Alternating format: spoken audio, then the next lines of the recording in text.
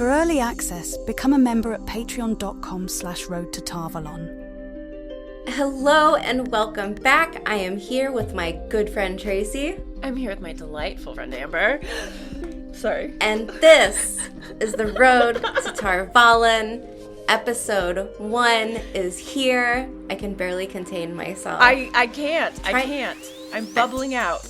I'm playing it cool on the outside, but inside, not so much. You're doing so good. You're doing so good. I'm like...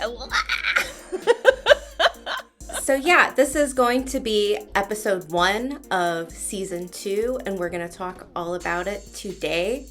And I just want to say, as an overall opinion on this one episode, I am more excited about this episode, and I think this episode was better than all of the episodes of season 1. Yes!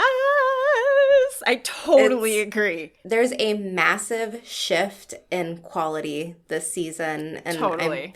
I'm going right out and saying it. I think that the plot is better. The pacing is better. Much. CGI, better. So good. The entire flow of the episode, better. It's just all around the board, better. Everything felt so much more natural.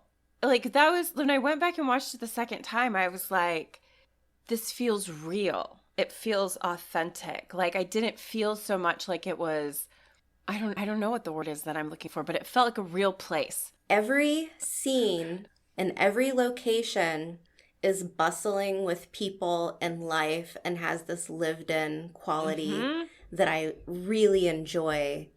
All of the inner workings within the White Tower, it's everything that I wanted. It's everything that I had in a previous episode asked for and was hoping to get. Yeah. And I mean, from the different quarters, we have so many different places within the White Tower that is just nice to look at. When we're just talking about the visuals alone. Yeah. Even just walking through a hallway or down the stairs was like, oh, this is good. I love this. I feel like I'm there. So then the next thing that I think is an upgrade, maybe not so much an upgrade, but I'm enjoying it a lot more this season, the soundtrack. The soundtrack is just great. Good. There's many spots that things are great. There's one in particular that I really loved, and I'll talk about it when we get there. We had talked about this question. Is it perhaps going to come into play where they give a little bit of homage to Robert Jordan and his American roots? And the soundtrack does that incredibly well.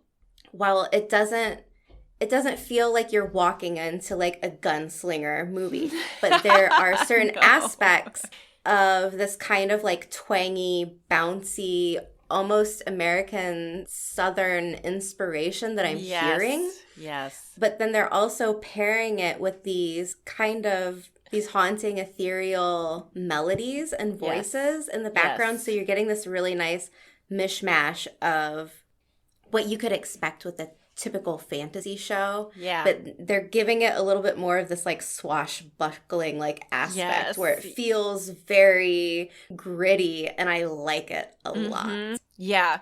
They could have incorporated music like this. It could have gone way too far into a spaghetti western zone, and instead it feels or just too like it's folksy, Yeah. There's something about it. Again, this authentic feel of a world that is its own. I feel like that mishmash that you're talking about of music, it feels like it belongs to this world. And there were so many places where I was like, the soundtrack, so much better. So much better. It's real cohesive. It's so easy to flow from one scene to the next. And it's great how the soundtrack helps that.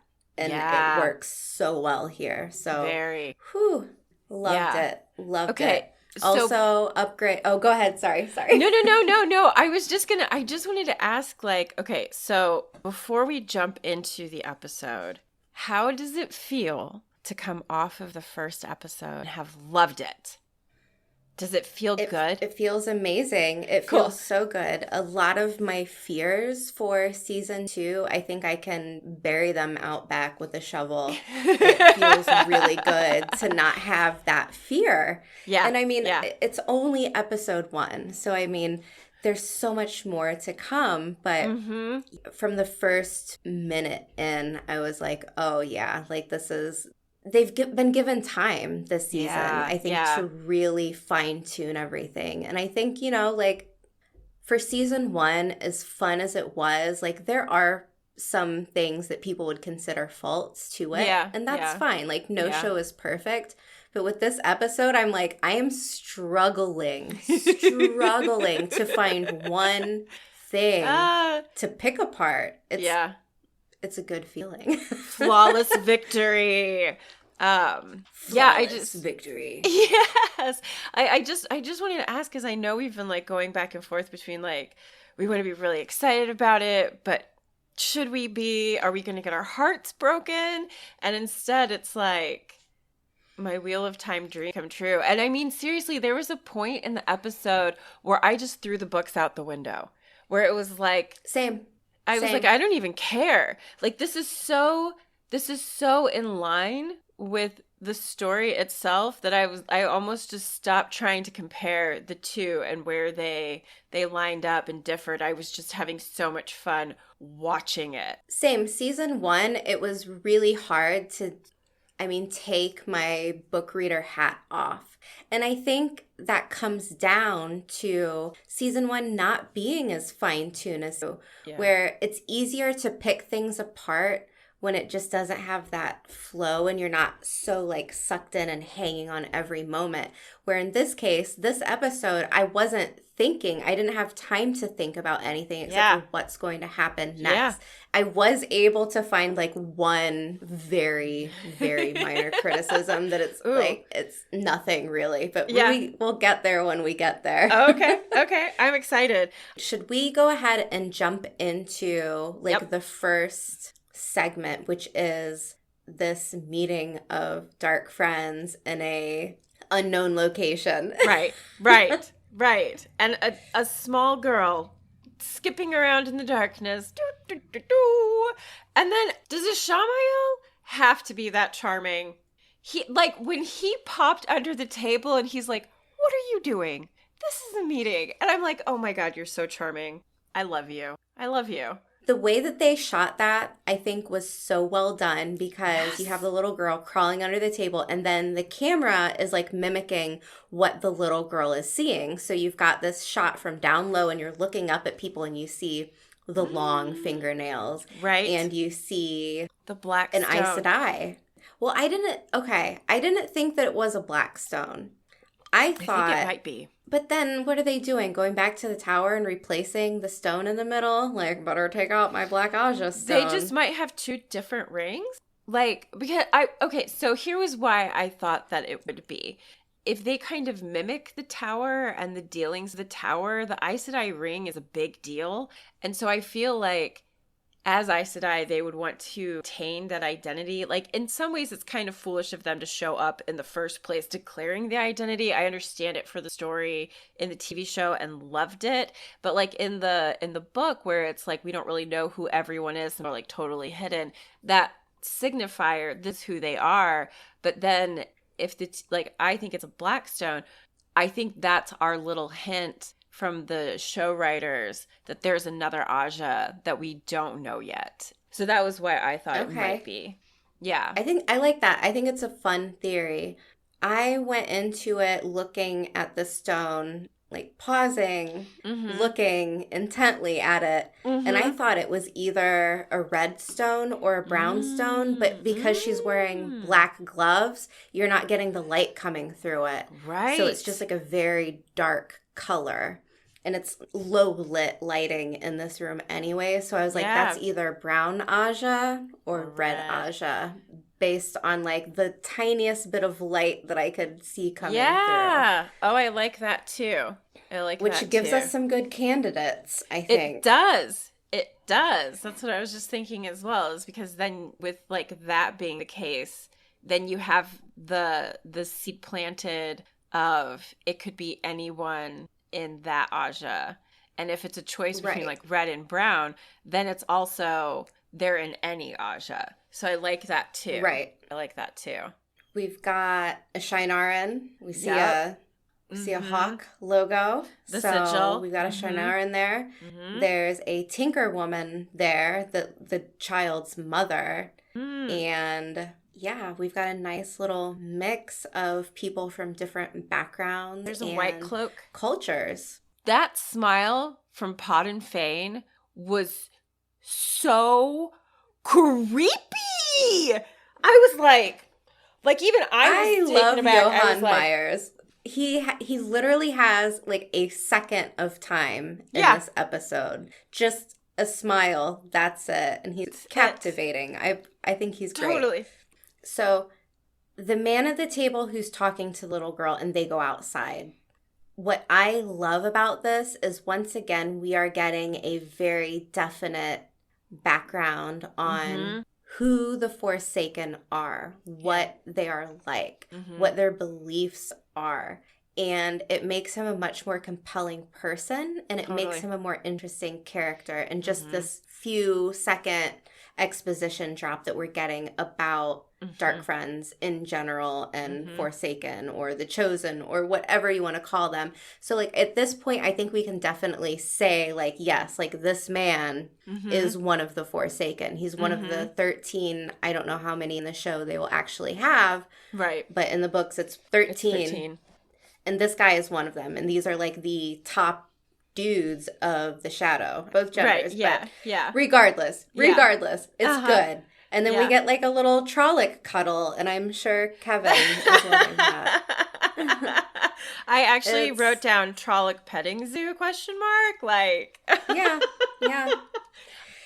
Yeah. It's easier to think about the Trollocs as just these monsters.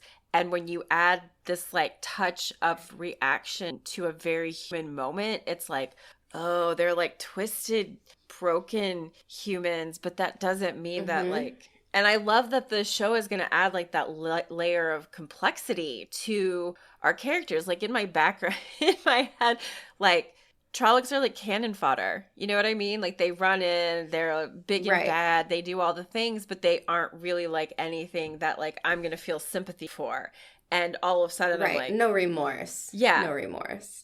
It makes this man more endearing for sure, because it's like, all right, well, like the Trollocs didn't ask for this. They were made. Like they didn't ask to be like that. They were just born. So like you get this side of this man who it's like, oh, well, he's almost like a caretaker, a caregiver for these broken, twisted souls. And it's humanizing. So on both sides. So yeah.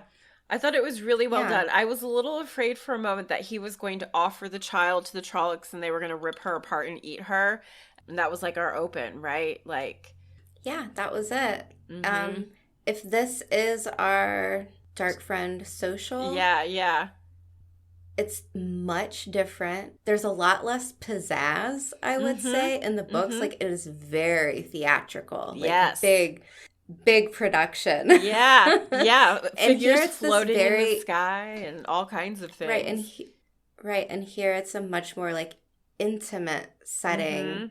And I think it's fine. Like I don't dislike that it's not like the books. I think it's just fine how it was. But if someone is kind of like, it wasn't like, there's not all this pizzazz that I was hoping for, I think that would be a valid critique. But I'm totally happy with it.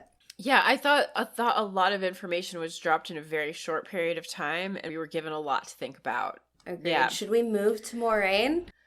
Rosamund Pike, in this whole scene, this water carrying, doing a bath the old-fashioned way, and I mean not even just in like the respect of it being like people once upon a time did not have running water. Like as an Aes Sedai, I'm sure she had options for filling a bathtub that did not involve her physically carrying buckets of water to have her bath. And then when she's in the bath, did you want to like weep for her? Well, I mean, that it's tragic, but at the same time, she has to physically wash her clothes by hand now. Like, she can't channel the dirt away. And yeah, but no, it's a very nice moment to bring her in. Like, we're seeing her determination and her just collapse. Like, it is, she's just walking that fine line of pushing through day to day, finding something to focus on, something that will take away from this hole inside of her. And of course, Rosamund Pike knocks it out of the park. So good. I never believed she wouldn't. Right? But it was good. It was great. And I love, like, we're setting up this little location now as, like, this little base of operations. And hello, like, we've got Lan, we've got Perrin, and we've got Adelaus all in this scene. So I'm like, my mind and Tomas is just... too, right? Like, Varen's They warder, never Tomas said his is there? name. I think that's Adelaus's warder. Because he later says that when he was, like, being with Adelaus later on, when he and Lan are picking tomatoes. No, I know what scene you're talking about. I thought Lan had said Adelaus doesn't have a warder. But I don't remember. Oh, maybe you're right. Yeah, because I mean, it doesn't one matter. Of their warders. He is a warder. Well, and then later when Perrin comes to rescue Moiraine, he's with her. And so that was the other reason why I thought it might be Tomas, is like her warder would travel with her for danger.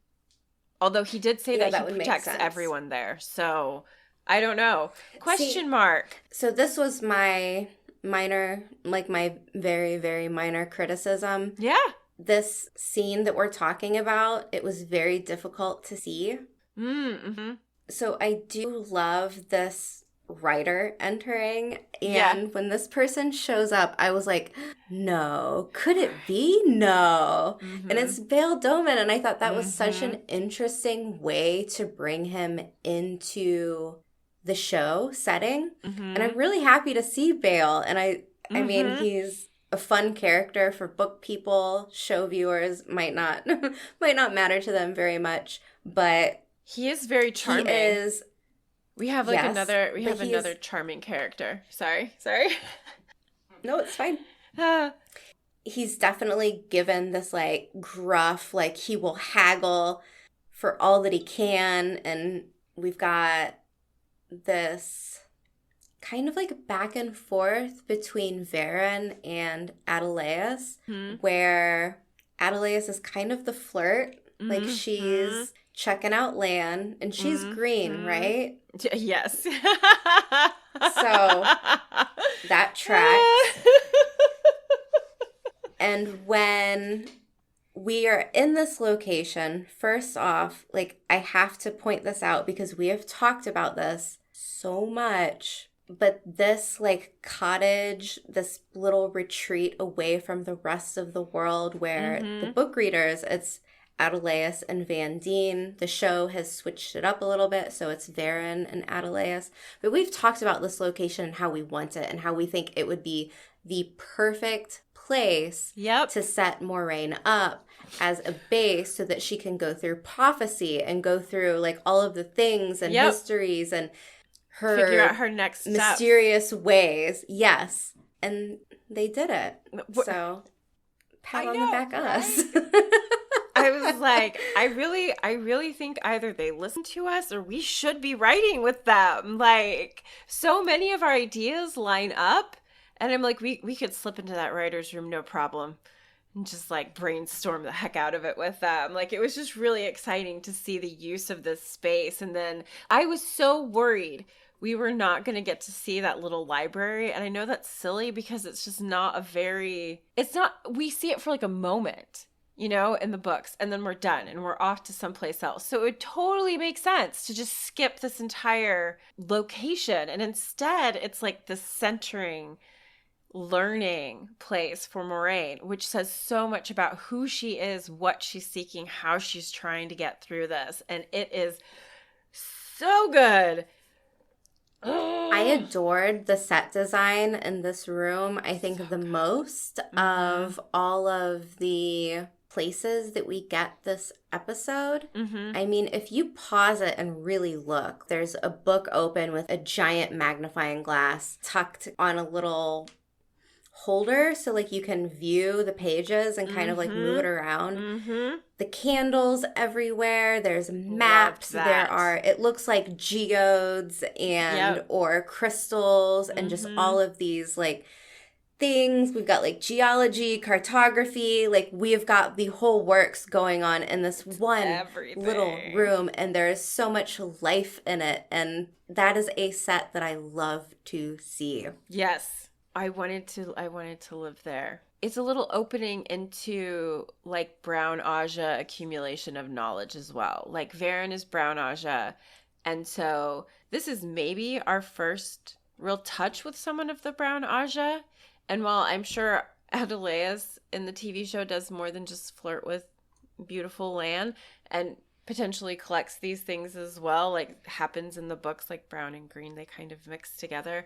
But I love this glimpse, because if this is their personal library, if we get the Tar Valon library, can you even imagine? We will see. One of the things that I noticed in this scene as well, like with the writer coming in, this is another like switch from book to TV show that I thought was done really well. Like we're bringing Moiraine the people who have been telling her things, like we have in the opening. The Dragon Reborn. Yeah. Where they're like up in the mountains and Moiraine is getting visitors and no one knows what's going on or why these visitors are even here. And so we have this crossover of that as a storyline, but changed in a way that just feels really like appropriate. Again, it's so easy to just be like, nope, book doesn't matter. This is great. Love this. This works really well for me. Like if we're looking to accelerate the plot but still bring everything together, well done. Yeah. Because I think that's another big question we hit is how are they going to make this all happen in such a short period of time? And I think we're getting glimpses of how we're going to be rolling our books together in a way that like creates a cohesive, fun plot so that we're ready for what comes next. And I'm just like, can't wait. So we move to Egwene. Yes. And she's being the best little water carrier, as per usual. Good point. And I love that she's starting out, like we see her cleaning and she's in the Amerlin study. And the Amerlin is not there, but she looks very longingly at that gown and continues her cleaning. Yes. Yeah. So that's a very, for book readers, I think this will be a very beloved moment. Mm-hmm. It definitely was for me. Yeah, we know like all of the things that Egwene is going to be going through this season. Mm-hmm. And there's just this one little moment of kind of happiness and wonder and like childlike emotions when you're looking at something that's so big, so powerful, something that you never thought you would ever see, like seeing a mountain for the first time or seeing an ocean. Yeah. And her looking at the Amerlin's gown is probably like, I can't believe I'm here doing this where I am. And it's aspirational too. I'm sure at this point, Egwene has probably had or heard like the tale of Swan Sanche and how she comes from like the family of fishermen in Tyr and like nothing. And here she is an innkeeper's daughter. If a fisherman's daughter can rise to the power of the Amerlin seat and Egwene is more powerful in the one power than Swan Sanche and pretty much every other woman in the tower at the moment, except for Nynaeve, I think, that's something that she can attain. Egwene can hope for the highest, and that's what she does. Like, I think that tells her so much about her. It's like, she's not just there to play it easy. She's there to, like, play it hard and get to the top, which puts her in kind of an opposite place of Nynaeve later on when they're in the kitchen. But I don't want to jump too far ahead yet. Sorry. Yeah. No. I love that moment. I think it's a fun one, and I do think, the book readers will appreciate that. Yeah. We have a little shift as she leaves and she walks by and Leanne looks at her and just uses her as a walking trash can and throws her trash in the bucket. Not gonna lie, I found that hilarious. I loved it. There were so many moments like this throughout the show that I was just like delighted by, where you see this, how an Aes Sedai behaves towards a novice. And it's not very kind. It's a very, like, this is the distinction. I am Aes Sedai, you are a novice. You are a walking trash can until I decide otherwise. Ouch. Mm-hmm. But accurate? Yeah, absolutely. I mean, it's the White Tower. This is the White Tower we're talking about here. For people who have not read the books and see the White Tower as this place of peaceful harmony and women who get along always, like, no, it is backstabbing, it is ruthless, it is cutthroat, it is just as much of like almost a military style setting than it is like a magic type setting.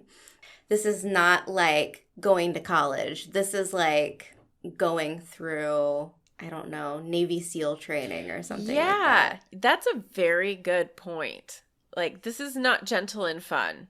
This is going to be hard. It's going to try you. Right. And just because we have some characters who are very almost gentle and what they seem loving, like that's not the whole tower. Like, we have, there's two sides to everything. So absolutely, we've got Alanna, who is like, she's kind of like all peace and love, you know? And then we have someone like Liandrin, who is just Liandrin, like a freight train. Yeah.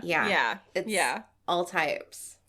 I loved like Egwene going through the tower and how when she's in Alanna's room, Alanna's tussling around with Yvonne and Owen, and Alanna calls Egwene's name as she's walking out the door, and I was like, was it time for a chat? Did you decide, like, in the midst of all that, it was time to have a chat with Egwene? Like, maybe she wanted some orange slices or something. Like, she was feeling peckish.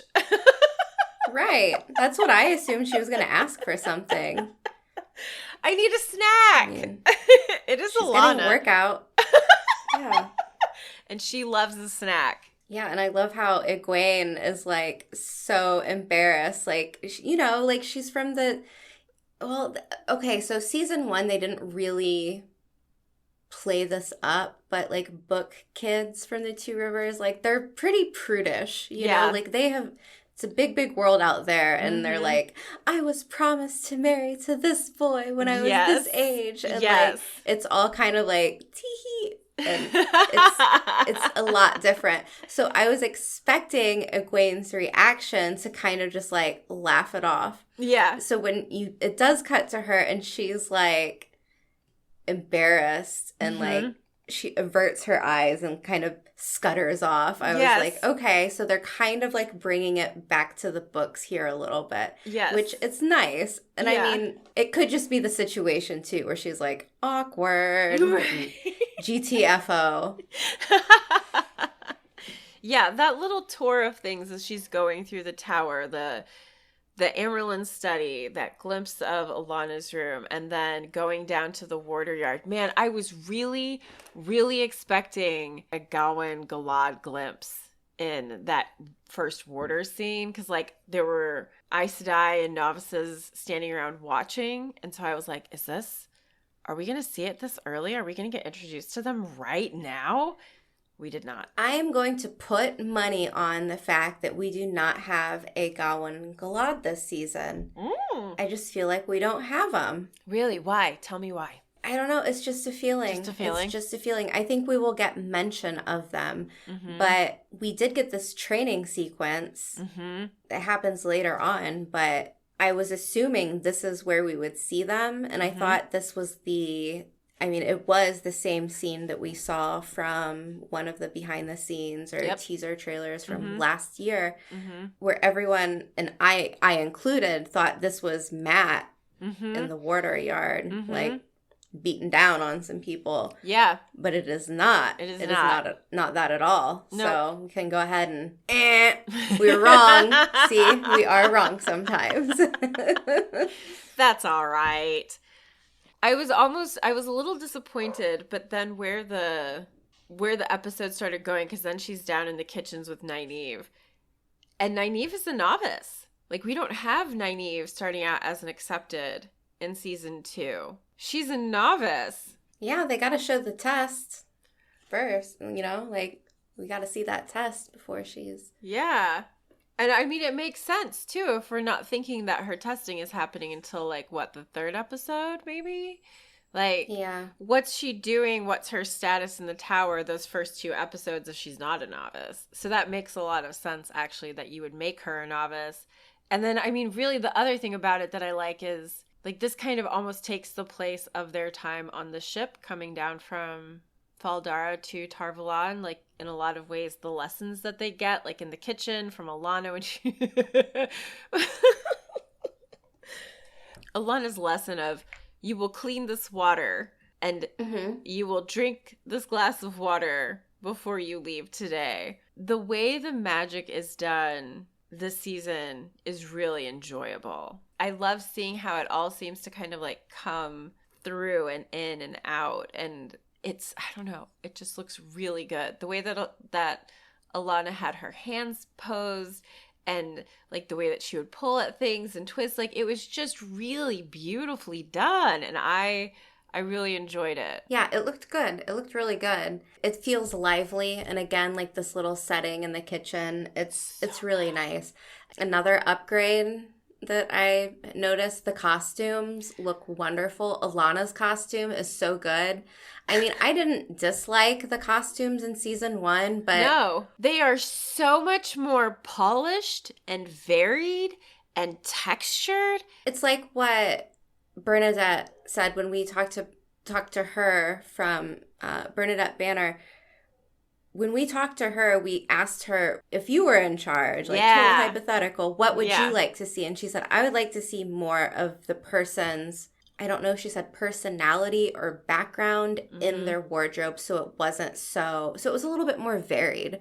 Yes. And before, you had to really go in with like a magnifying glass and be like, what pattern does that dress have? Maybe they're from Kyrian. And here it's like, no. Like, we're just, it's all up front now. So I feel like the wardrobe is definitely showing the person now and not so much like red Aja, green Aja. It's like, red Aja, but Domani or, you know, whatever. Yeah. And for people that haven't read the books, like, you're going to start noticing that people from certain places are going to dress similarly. Yes. And it's nice. Like, you're going to be able to kind of group things out that way visually. Yeah. So, and that's something that I really like about the books. So I liked this setting for our first visual on the show of like an in-tower lesson of what it's like using the one power. Yes. Because one, like filtering water, so it just seems really useful. And now we're also maybe getting a throwback to, hey, like maybe this is like an Age of Legends thing where we're always told how like people way back had this very idyllic life and got along and things were much better. So it's like, well, yeah, like maybe they had someone like really like groups of women, giant groups of women doing circles and just like channeling pollution away. Like I bet everything was clean and nice and really great.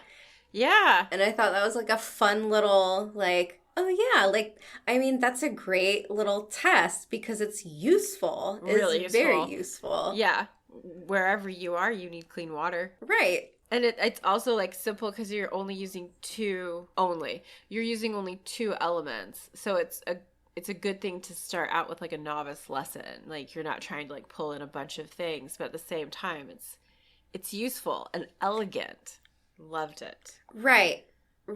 I mean, so me being me, like I did find some like logic failures here because I'm like, well, if like they're just using, you know, earth and water, it's like what about like bacteria and viruses? Like, I mean, like they need to be using fire in there too, like sterilize it, cool it, you know. We gotta think about this, guys. What if there's, you know,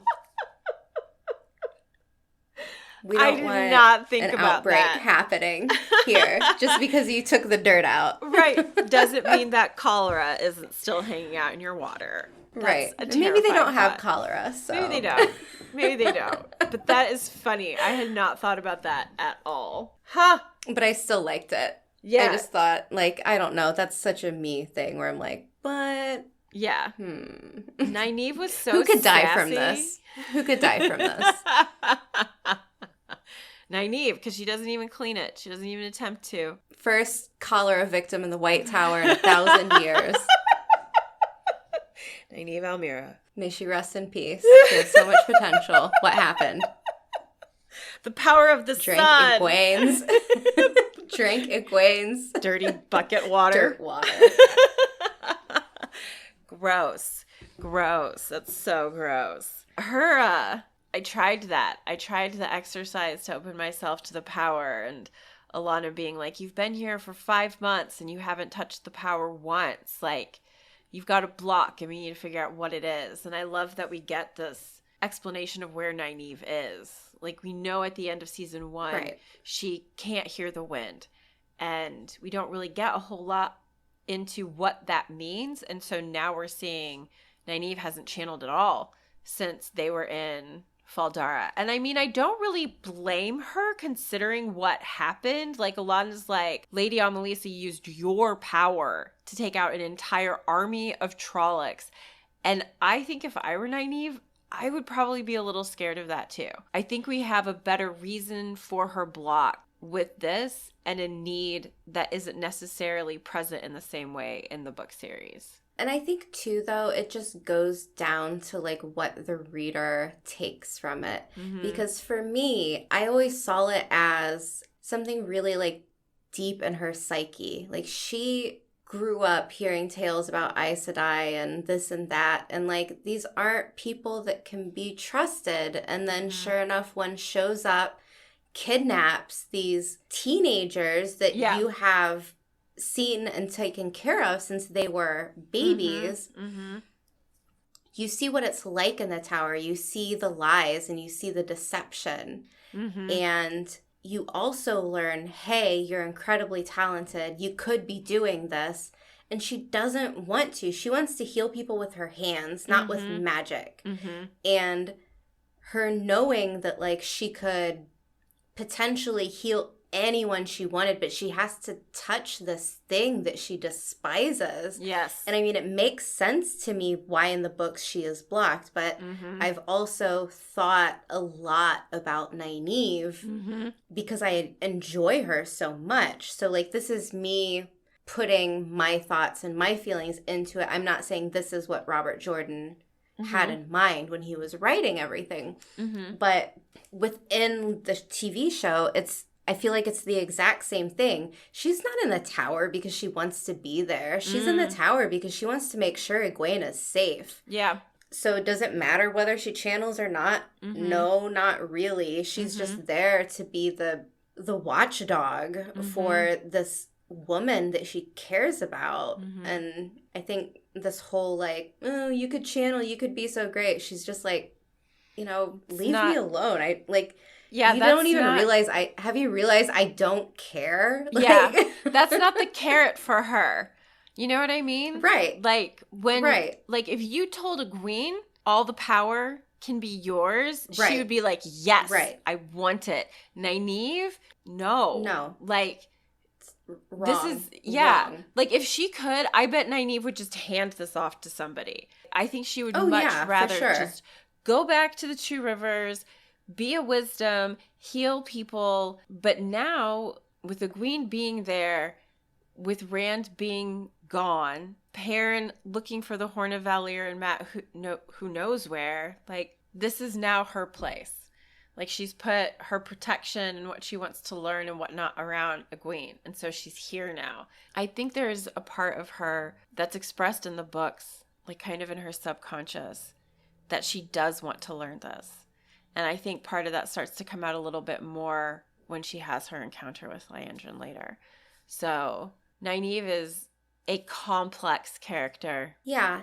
Her book counterpart, when she gets to a point where she does want to learn it and she realizes it would be useful, it's like, oh, okay, like now I can use something to I'm using the one power to protect. I can use the one power to heal. I can heal someone who was almost dead way better with the one power than I could with herbs. Yeah. She wants it, but I think deep down inside of her, she still hates that. And she hates herself for wanting it. So it's just like around and around we go with these terrible feelings and emotions and trying to talk herself in one direction or the other. And it's just too much for her to like mentally handle, and therefore her access to the one power, it just does not come when it should. Yeah. And I mean, that has to have its own frustration as well. Loving Nynaeve.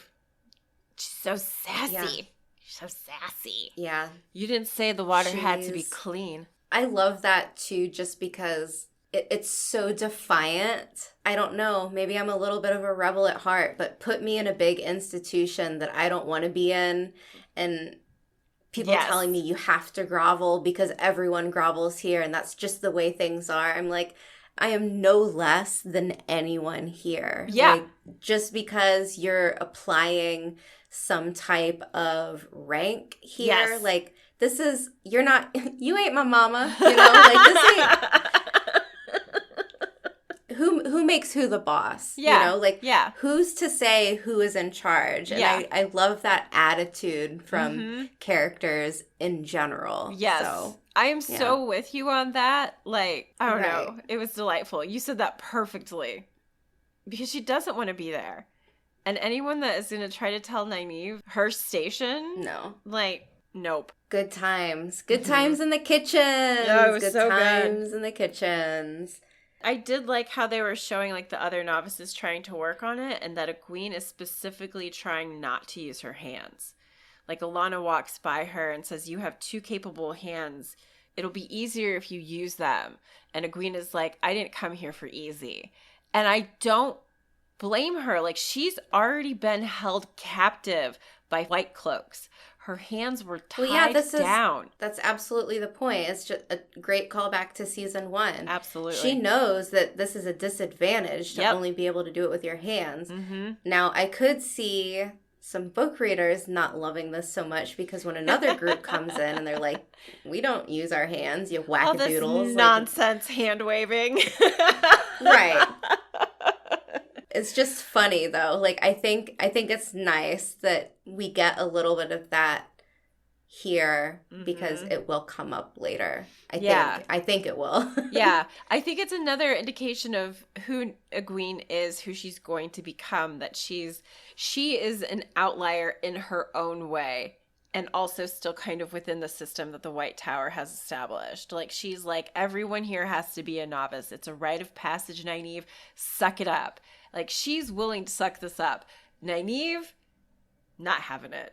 I really love their opposites in this moment. And yet their friendship and how it is so much better in the show than it is in the book. The goody two-shoes, kind of like brown-nosed top student who will do anything, like, to get the right answer. And then there's like the guy that cuts class early and like chain smokes in the parking lot at age 15. Like, that's but still somehow has like the admiration of the people around them and wants them to like meet their potential. 15-year-old smoker out in the parking lot isn't meeting their potential.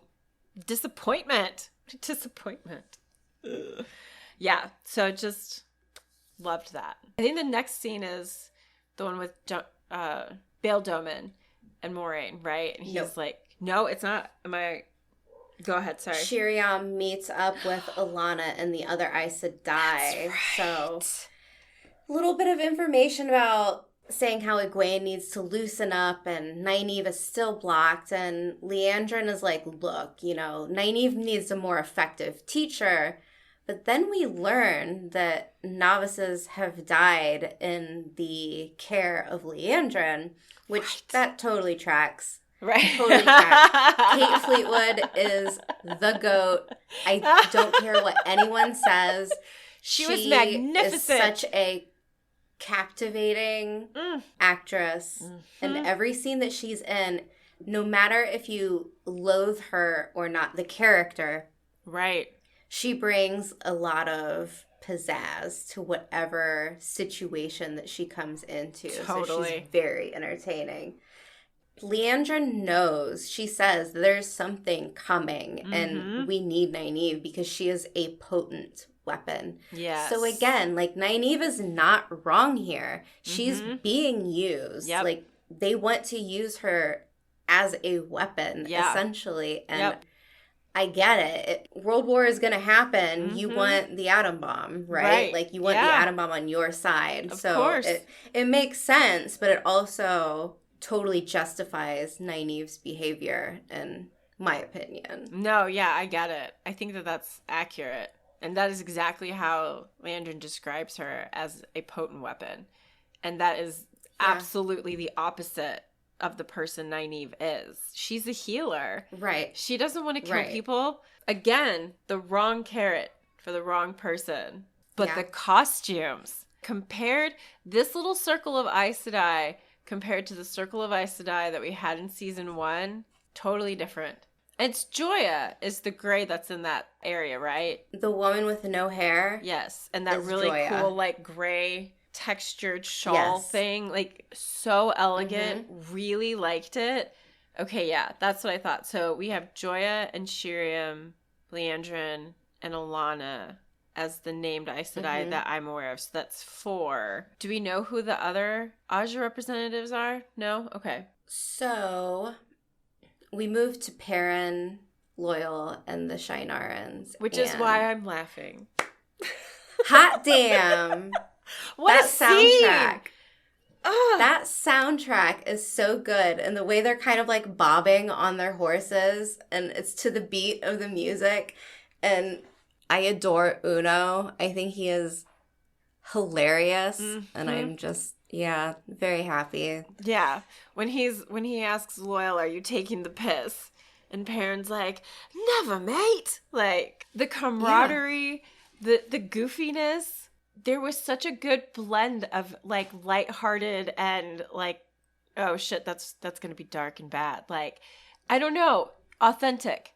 Yeah, it's this whole, like, cowboy gritty situation. Like, it just feels like a little sprinkle of Americana in there with the setting and the music. And then, I don't know, there's, like, throat singing in the background of this music. Like, I don't even know what's going on, but it's cool. And it works. I think it's interesting. So we get, like, Perrin writing this letter to Egwene and Nynaeve, and then it's, like, mentioned, like, nobody knows where Matt is. And I think that is, like, one of the plot lines that I'm most excited for next episode. But we get our sniffer that has been hired by Lord Ingtar, and they are on Padanfane's trail. And I loved this moment coming up upon meeting the sniffer, Elias.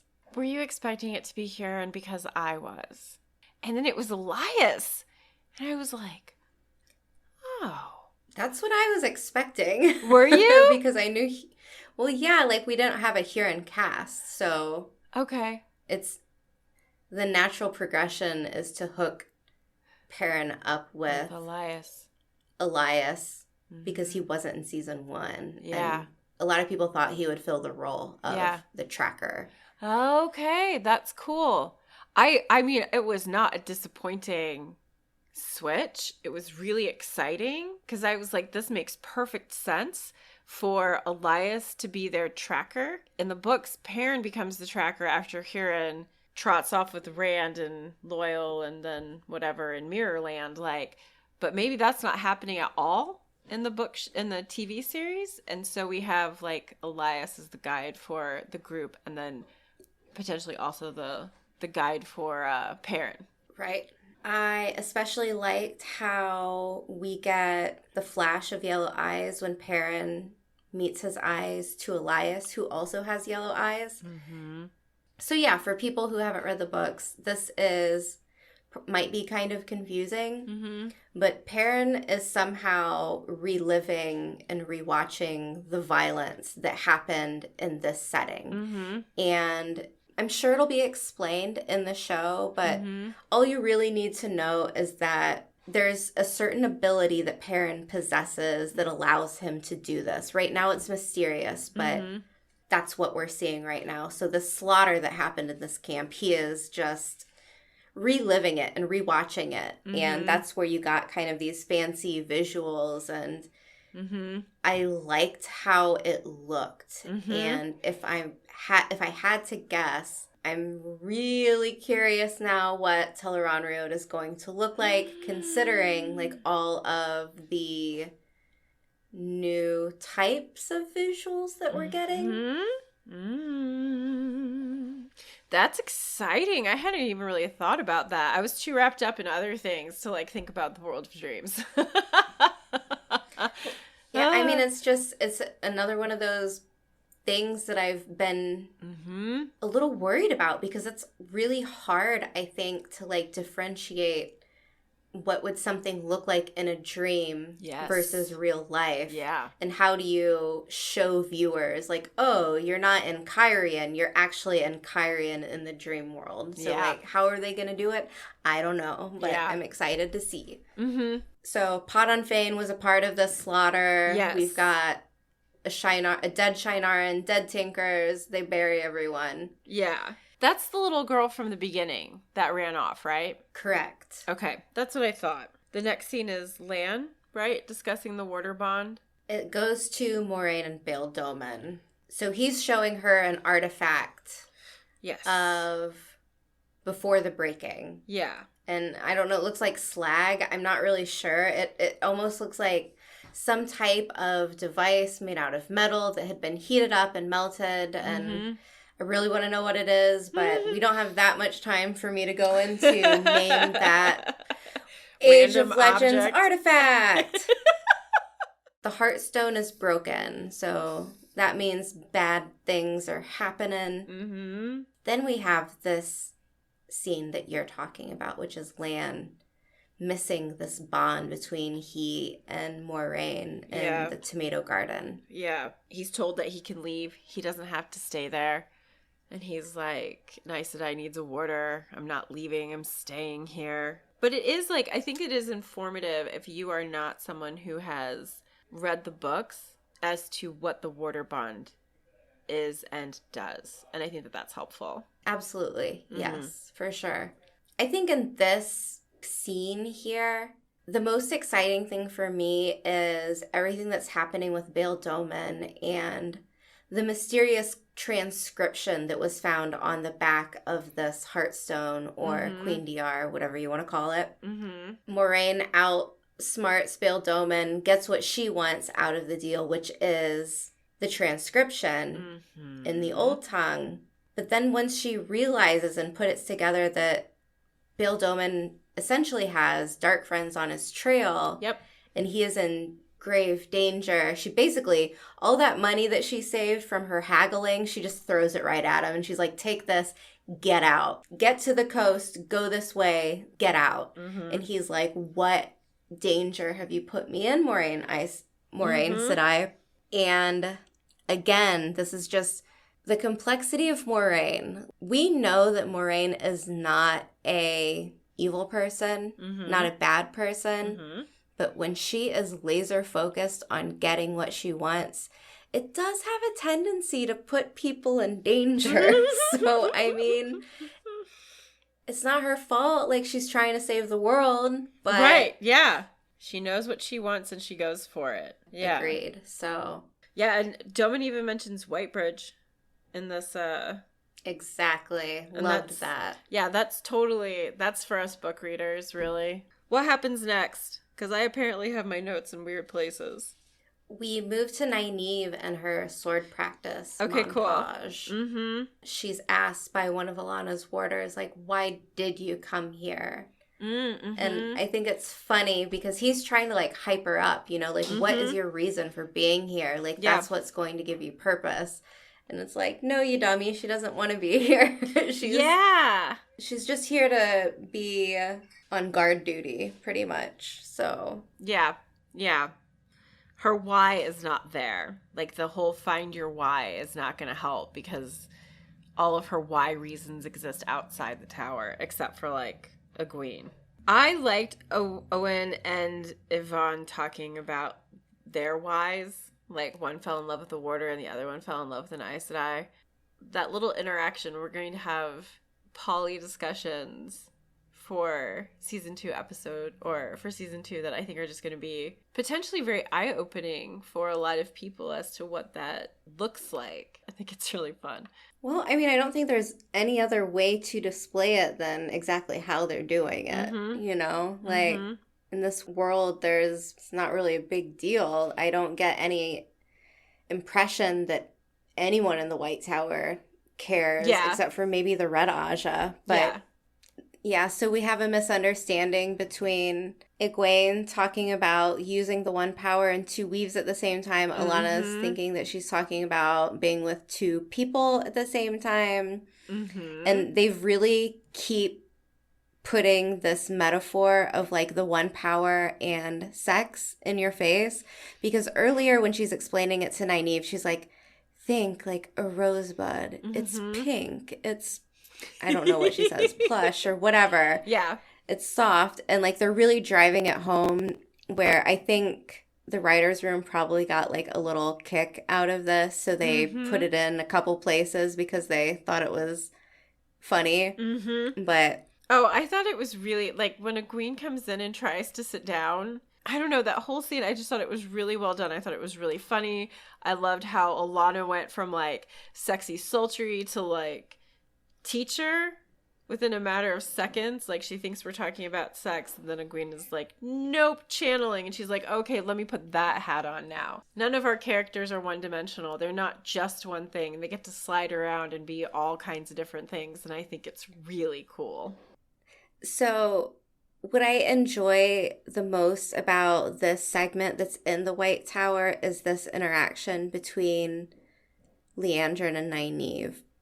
Because in the books, this interaction happens between Nynaeve and the Amerlin seat, Swan Sanche. And I'm going to go ahead and say that in the show, having Liandrin take up this moment fits. You could argue with me, that's fine, but anyone could. But I think it fits Liandrin's storyline better. Yes. And I mean, this scene is straight from the books. Like, visually, like, it's exactly what it was in my head when I read it. It's just you're swapping out Liandrin, or swapping in Liandrin. Liandrin's calling her a disappointment, and then we get this, like, one power blade. And again, I love what's done here, because people might be like, oh God, like, they brought in the one power blade again. Like, oh, like, a lot of people don't like that in the books, because it's only showing up kind of once, really. And then it's, like, useless. It's like, well, why don't all the Aes Sedai use them or whatever? Like, why was it just this one-time thing? And here they've given us an in-world reason why it's not used, why it's stupid. Like, it's tiring. It's going to drain all of your channeling capabilities. And I'm like, and your physical love that. energy. Yeah. And I love, like, they've explained it away. Yep. And when Liandrin says, I don't want it to be a fair fight, I want to win, because you can. You have the power of all of the elements at your whim once you learn how to channel. And that's what she's trying to show Nynaeve, is that all this training with a sword, it's useless. She doesn't need it. She's so powerful. And Liandrin is like, I want to pull that out of you. And then she makes her really angry. And that's... Right. And this has giant repercussions within the story, where it's a bit obscene for Liandrin to think that the one power is the only thing that you should be using, the only thing that you should be using to save yourself, to protecting yourself. Because it's this thinking that is just asinine on behalf of the Aes Sedai. It really is. And not all of them are like that, I don't think. But in this case, like, it is dumb, because there's going to be situations where you cannot channel. How are you going to heal someone if you can't channel? Yes. And they're dying. I mean, there are practical applications of what you could be doing within every Aja that does not use channeling. The one power. Mm-hmm. Exactly. So this is a big plot point for a group later on, which cross my fingers, all of that. Hope that we get there within the TV show because I would love to see it. But loved this scene. It was a good one. So good. The way we're getting wrapped up into our characters so quickly, so effortlessly in this first episode has felt really good. I don't know. It's been nice. There's a lot to say about this like little moment and just the acting because Liandrin, we've already said all the things. The actress is great. She's really compelling. But she's more of a heel. She's not the good guy walking around where you're rooting for her. And especially when she's tossing Nynaeve around, it's so gratifying to see Nynaeve just flip the switch and go supernova and just thrash Liandrin against the wall. I think Liandrin was pleased. I don't think she was mad. I think Liandrin was like, I came here and I got exactly what I wanted. Yes. She was the way she like plopped down and like landed on her feet. Yes. She knew what was coming. She knew that was going to happen. So again, like, good stuff. Good character writing. Yes. Good acting. There she is. When Nynaeve's got her like pinned up against the wall. I don't know, it was really satisfying. And I'm sure Liandrin was like, you fools, you've been trying for 5 months and I talked to her for 5 minutes and she's channeling. Like that had to have been validating for her. Like that's what she wanted. That's what everyone wants is for Nynaeve to be channeling. And Liandrin got her to do it. But it's not effective. It's not effective to get someone to the point where it's like, oh, you can only channel when you're mad. But are they going to capitalize on this? Are the Aes Sedai going to say, oh, okay, like maybe we found something now. So is this going to be like a plot line for Nynaeve where it's like she's just going to be treated like trash and goaded into channeling now? It could be pretty dangerous, pretty reckless. We'll see. I'm excited. Yeah, that's a really good point. Also, Nynaeve copied the weave after seeing it just once, which goes along with the books. Yep. In this book scene, exact same. So, kudos. Well done. Really well done. We move to the Shienarans, finishing their burial. We get to see that Ingtar is the one in charge here. And I think that's interesting. I foresee perhaps a little bit of a power struggle in the future between he and Perrin. Okay. If we get more of the book counterpart, we have this moment where Perrin starts to take charge. Yeah. And he's questioning Ingtar's actions here. Like, Ingtar is burying these men who opened the gates to Fal Dara and hundreds of people died. And Perrin's like, how in the world can you do this? Like, Una would have just left them to rot. And Ingtar's up like, that's why I'm in charge, and Una is not. But I think it's a valid question, and also a potential indicator for that power struggle that you're talking about. It could happen. Well, we shall see. Yeah, no, I like that. So we move to Moiraine and Lan. She will not tell Lan what's going on with the visitors. Lots of tension there. Yes. And then we have like a bit of an abrupt ending to that scene, and it cuts to him not being able to find Moiraine. So she is skedaddled off somewhere. Then we move to the part of the episode that broke me. I now need therapy, so thank you. Oh, that's not good. But Perrin, as we book readers know, is an excellent letter writer. He's a real wordsmith, that one. So true. And we have this like cut scene where we're moving around between all of these different characters. So we have Nynaeve receiving the letter from Perrin, and it's that realization like she forgot Beltane. Then Nynaeve reads the letter, and she's starting to like tear up. Second point of depression for Amber. Then we have Perrin's letter where he makes this metaphor about shields. And oh my God. I'm not gonna lie, this could come off so cheesy. This could come off so dorky and not good at all, but it came out pretty good in my opinion. Yeah. It says, if you stand alone with a shield, much of your body is exposed. But if you stand in a group, covering each other with your shields, nothing can touch any of you. And it made me think of us, all of us, and how together we face the impossible. But now in our separate corners of the world, every day feels exposed, which is a long-winded way to say, I miss you both. And I'm just like, ugh, more depression. Just piling it on. And I love Nynaeve. Like, I love her empathy. I love how much she feels her emotions. Yes. And I love this scene between her and Egwene and, like, the lamp lighting ceremony when they are alone. Taking this holiday and celebrating it with each other. Because, like, I'm not going to lie. Like, I get this. I am from a country where we have our own holidays, right? You move away and you don't get to celebrate those holidays sometimes. Some of it doesn't matter, but there's always one. And it's like, oh, like, I wish that I was with my people right now eating a turkey. And this really got me. So this whole scene was a lot for me. And then we have a cut scene to Liandrin reading the same letter. So in my opinion, I assume that this means that she is taking the mail before they get it, reading it, and kind of seeing what's allowed to make it past the embargo. And she's reading the same letter to Matt, but leaving out any mention of Matt in the letter, because we know that there is mention of Matt in the letter. And she's like, see, no one cares about you. I mean, that's not what she says, but I mean, it's basically what she says. So we learned that he has been prisoner down there for 6 months in this dank dungeon.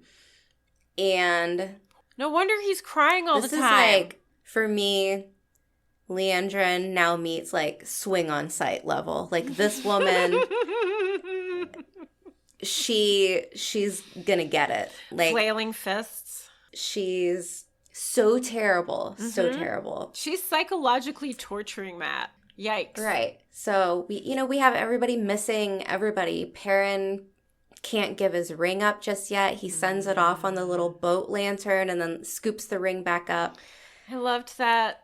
Matt's holding a candle down there in the basement prison, so he even knows that it's Beltane. And Egwene misses Rand, and Nynaeve is comforting her. And then we cut to Matt, who's planning a prison break and kind of filing out these spots between the brick and the girls' embrace, and leave a lamp outside for Rand because they believe he's dead. And Nynaeve says, I'm proud to have called him a friend. And I'm like, oh my God, this is too much. This is too much. But then Rand is alive and he's hanging a lamp wherever he might be.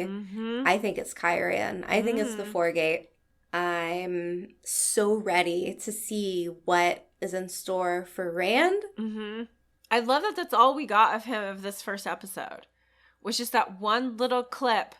It was so good. Perfect homage to the Dragon Reborn book. Yes. Perfect. Like, I was the whole just like, Dragon wow. Reborn book. Where is he? This is so well done. And I mean, he looks mildly traumatized while he's hanging up that lantern. The difference between season 1 Beltane and season 2 Beltane and Rand, like, hanging up the lantern with his father, like, young and fresh and no worries. And now we have this very roughened Rand hanging a lantern, remembering Beltane from a year ago, wherever he is now. And it was very stark. I loved how they did that connection and remembrance to how season 1 was done and what happened on Beltane. I thought that was really important. And I thought they did a great job with it. Yeah. We moved to Adelaus, however you want to say it, and Perrin, their set location. Lan's thinking that Moiraine's going to come to dinner. She does not. And we get this whole exposition on Lan being too hard on Moiraine and making her what Moiraine is assuming her stilling. Lan's making her stilling all about him, essentially. And he's like, I just don't know why. I don't know why she just... Things are so bad right now. Like, I wish she would be nicer to me. But it's an interesting aspect because I think every human being has gone through something like that where you're dealing with a lot of stuff and things are really hard. And you're probably not treating the people around you the nicest because you're sidetracked on your own emotions and things like that. And someone's like, I just don't understand why you don't care. And it's like, okay, like, rewind. So Lan gets this nice dose of reality here from Perrin, the peanut gallery. That's good too.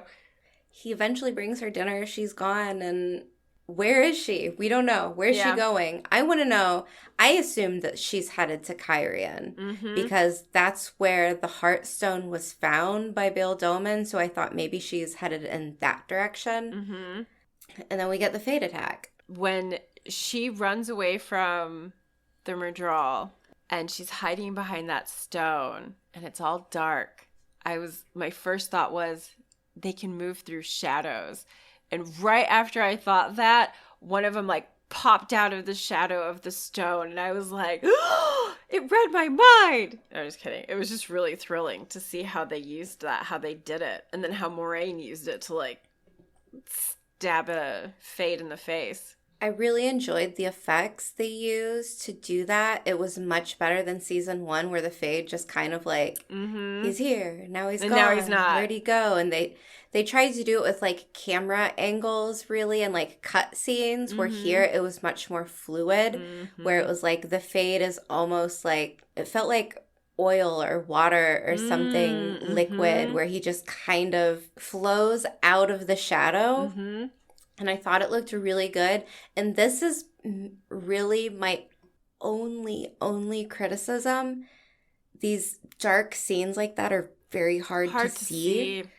But it was a little bit hard for me to like enjoy because I was like, what's happening? What's this? And I was focusing on too many things at once. So excellent candidate this moment for like a rewatch, triple rewatch, maybe a couple more times just to get it all in. I would have been very disappointed if Lan's fight scene ended with the first Murdral he took out because it was so fast, which was very cool. But it was I was like, counting. I was like, oh, there goes Moiraine kills one. And I'm like, oh, there's another one. There's another one. There's another. Oh, there's two. There's two so more. Many. They just keep popping up, and it was. I mean, I thought it was so well done. And they did like one of those slow-mo things as Lan's like turning in the air, kind of, and I'm okay with that. I like it when things slow down for a moment because fight scenes can be so fast, but it was really difficult to see. But it was a great conclusion to the episode, and I love Perrin coming to the rescue. And then we have a big mystery here because it appears that there was some of the One Power gravitating towards Moiraine.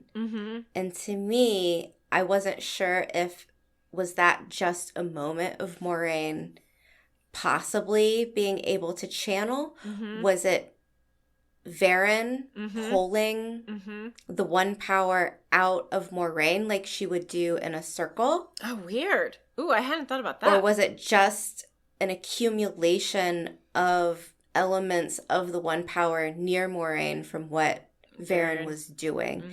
So, like, I have all of these ideas of what it could be, but I'm not sure. And I'm sure next episode is going to explain more, give us some insight about it. But I mean, I want Moiraine to be able to channel again, but like when that flow first started to come from her, I was like, no.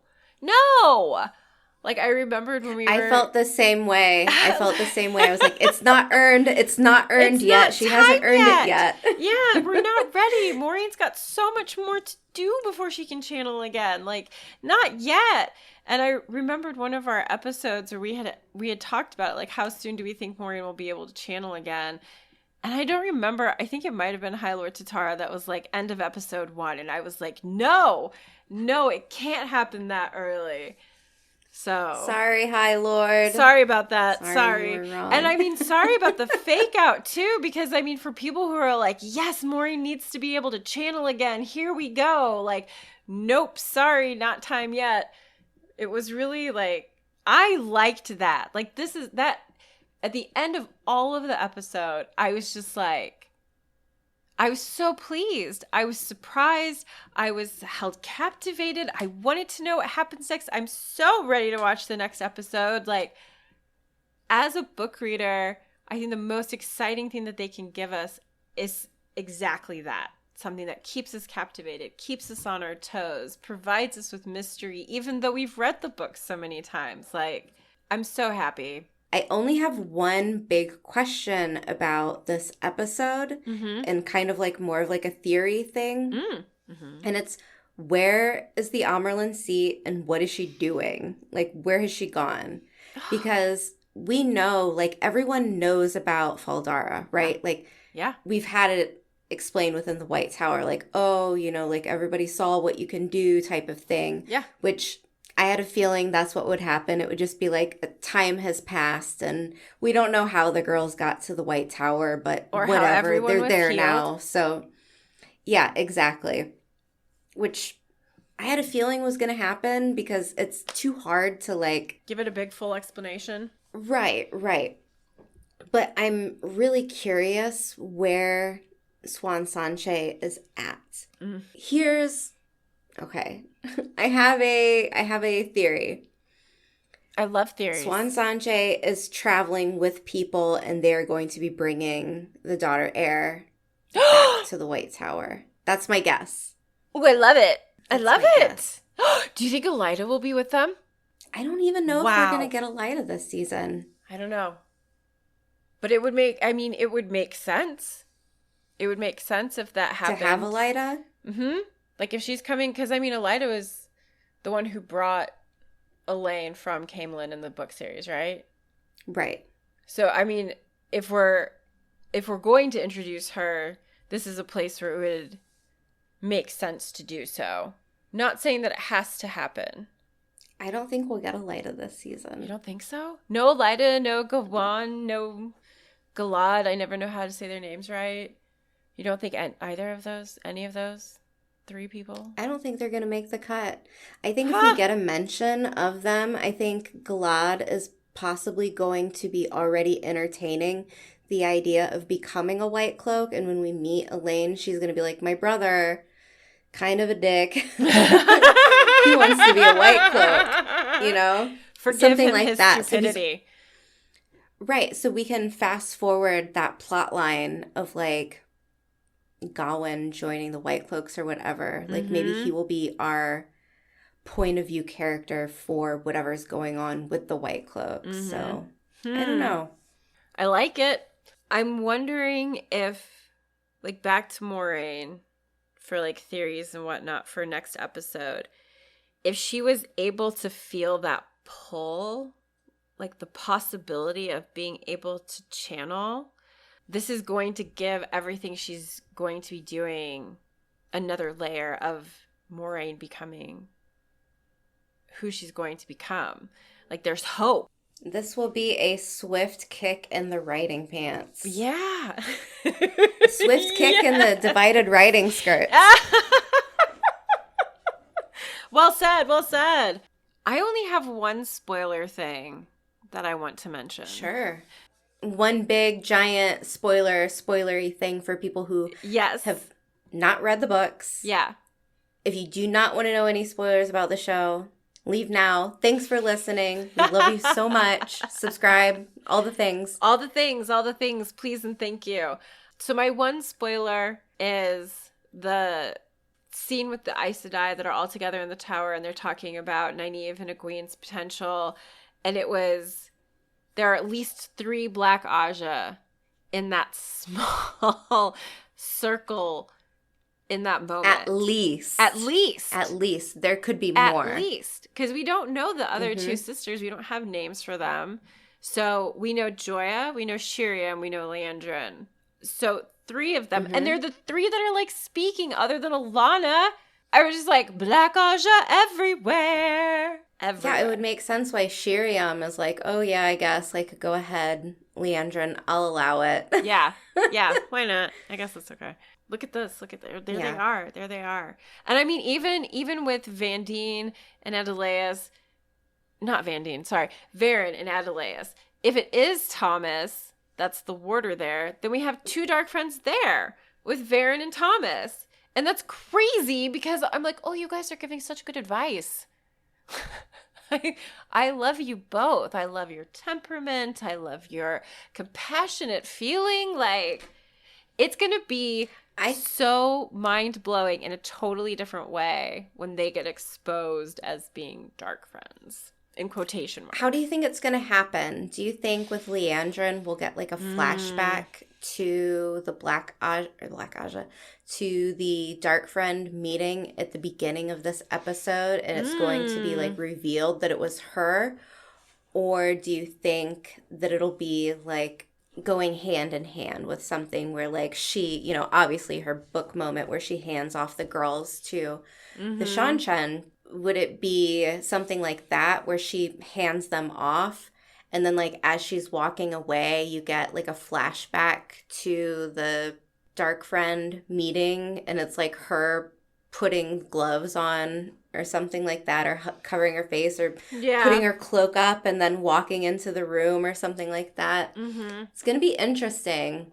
I'm curious to know, because I think the way that they have it set up with that room where it's all of these people there, it would make sense if they like reveal all of them at once or something. I agree. It seemed like a big scene set up for such a short period of time. So it would make a lot of sense to like come back to it and explain it further. Yeah, for sure. I think that's the other thing. Did you feel as though the foreshadowing was heavy? No, I don't feel like they dumbed it down too much. With this Dark Friend gathering, I think you have to be pretty... You can't be too cloak and dagger about it because people will just totally miss it. I obviously knew what I was looking for in that scene, so it's totally different. So, like, this would be a good question for non-book reader. Okay, yeah. Because, like, when Ingtar is talking about, like, burying those men and why he's doing it, and then Perrin's like, Pod and Faye and I have so much rage, I just want to tear him apart and kill him and watch him bleed out. And Ingtar is like, well, maybe you should ask him why he's doing what he's doing. Like, you may not like the answer, but maybe he has reasons that you don't know. And I think this is another area where it's like thinking about the duality. Yes. It's not so... It is black and white, but it's not as black and white as you may think it is. Exactly.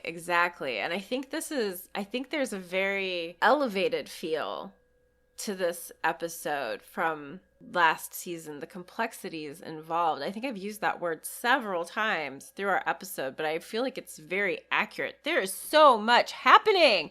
I do want to point out the episode was a very good length. It was very meaty, so...